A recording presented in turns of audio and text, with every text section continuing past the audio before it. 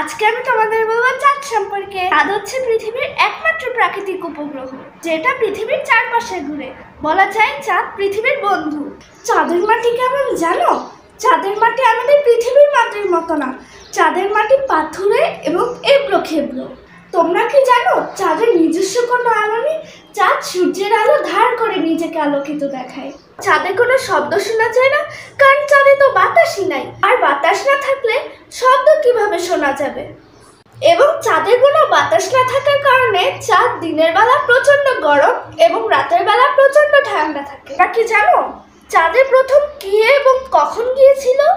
1969 সালে প্রথম মানব Neil Armstrong গিয়েছিল। আমার এই ছোট ছোট ইনফরমেশনগুলো যদি তোমার ভালো লাগে তাহলে অবশ্যই আমার চ্যানেলটি সাবস্ক্রাইব করে দিও এবং বেল আইকনটি অন করে দিও, যাতে করে আমার ভিডিওসগুলো তোমার সামনে চলে যেতে পারে। আজকের জন্য টাটা।